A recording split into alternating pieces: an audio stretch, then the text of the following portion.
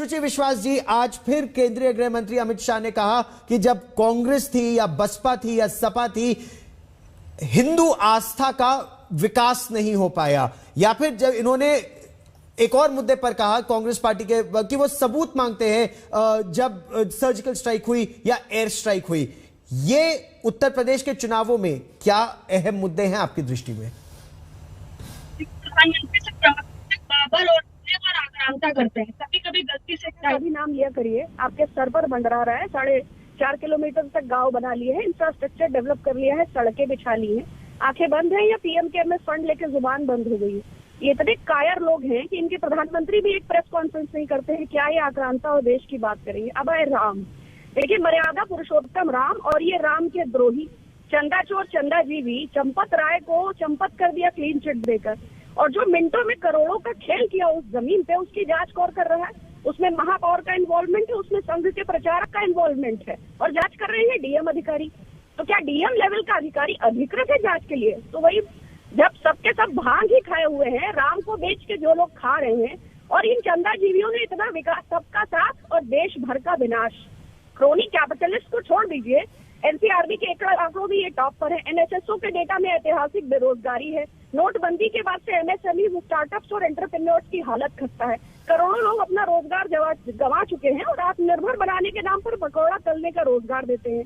Tax payers के पैसे से अपना चेहरा चमकाने के लिए हजारों करोड़ का ऐड देते हैं। बंगाल जाते हैं, एंटी रोमियो स्क्वाड बनाते हैं, और हाथरस में 2:30 बजे सनातन के विरुद्ध लड़की का शव दाह करते हैं। जब विपक्ष आवाज उठाए तो ईडी है, इलेक्शन कमीशन है, सीबीआई है, और बाकी इन्होंने कितना विकास और विनाश देश का किया है। 70 बरस में हमने जो बनाया, वो जो ये बेच रहे हैं, उस सब की गिनती कर लीजिए।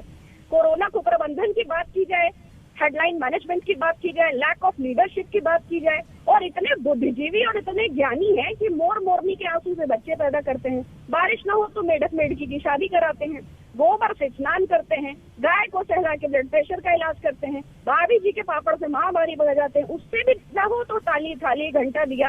तो ऐसे मूर्ख और व्हाट्सएप यूनिवर्सिटी ग्रेजुएट्स को तर्क क्या किया जाए? और एनसीईआरटी के सिलेबस से पढ़े हो तो हिस्ट्री ज्योग्राफी की बात भी की जाए।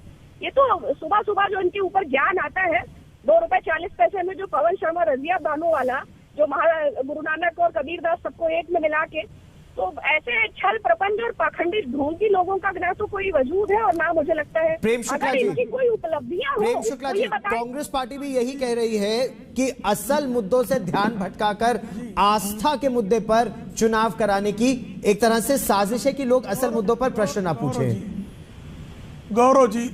गौरव जी, मैं आज तक पे जिस तरह से भारतीय जनता पार्टी के लिए अपशब्दों का प्रयोग हुआ, कायर, चोर, चंदाजीवी और क्या क्या, ऐसे बहुत सारे अपशब्दों के लगातार प्रयोग हुए। मूर्ख ये भी कहा गया। अब मैं इन शब्दों का अगर प्रयोग करूं तो आज तक को और गौरव सावंत जी को आपत्ति और कांग्रेस को नहीं होगी। कायरता क्या है कि 38,000 किलोमीटर पर जवाहरलाल नेहरू ने बेच दिया। जवाहरलाल नेहरू ने बेच दिया 38,000 किलोमीटर। अब देखिए बीच में बोल रही है। अब देखिए कायरों की कायरता देखिए, कायरों की कायरता देखिए, इनकी कायरता देख लीजिए। देखिए शुचि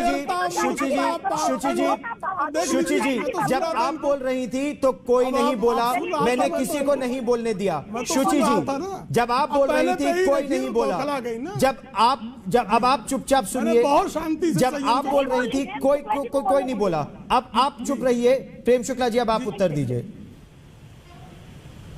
कायरता 38,000 किलोमीटर गंवाने की है। 1 इंच भूमि भी भारत की आदरणीय नरेंद्र मोदी जी के नेतृत्व में नहीं गंवाई जा सकती। कायरता वह थी कि जब पाकिस्तान कब्जा कर ले गया कश्मीर पर, तब जब ऑर्डिनेंस फैक्ट्री उसके पास थी ही नहीं, बारूद सारा भारत में था, टकसाल भारत में थी, उनके पास रुपया भी नहीं था। ऐसे में जिन लोगों ने कश्मीर का आधा हिस्सा गंवा दिया, वो कायर थे। कायर वो है जब आतंकवादी हमले करते थे 2014 के पहले, तो कहते थे नॉन स्टेट एक्टर है आतंकवादी, कहने में इनको डर लगता था। ऐसे कायर थे कि जो 26/11 का इस्लाम आतंकी हमला हुआ तो कहते थे ये हिंदू आतंकवाद है, ये भगवा आतंकवाद है। इस्लामी आतंकवाद बोलने में इन कायरों को डर लगता था।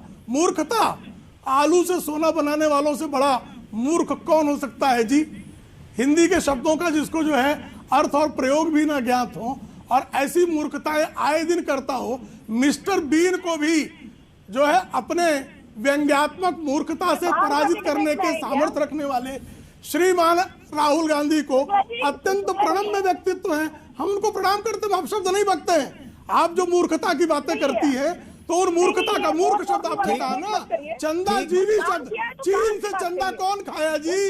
चीन से चंदा किसने खाया है? एक एक करके शुचि जी, जब आप वार कर रही थी तो वो सुन रहे थे, अब जब वो पलटवार कर रहे हैं तब आप बार बार इंटरप्ट कर रही हैं। लेकिन विष्णु जैन जी, आपने जो अपशब्द बके सिर्फ उनकी व्याख्या ही कर रहा हूं जी। आपने जो अपशब्द बके, आपने कांग्रेस की कुसंस्कृति को जिस तरह से कुत्सित प्रदर्शन किया, सिर्फ उसका मैं उत्तर और वो भी अत्यंत सौम्य और विनम्रता पूर्वक दे रहा हूं। विष्णु जैन जी देखिए, ये आपका मैं तो उत्तर दे रहा हूं। ठीक 2 मिनट सभी लोग प्रतीक्षा कीजिए। ऐसे दर्शकों को कुछ नहीं, ऐसे दर्शकों का लाभ नहीं होगा। देखिए, वर्ष का आखिरी दिन है आज, वर्ष का आखिरी दिन है आज। कुछ सकारात्मक ऑडियो बंद करेंगे, कुछ सकारात्मक बहस हो, ऑडियो बंद कर देंगे, कुछ सकारात्मक बहस हो तो इससे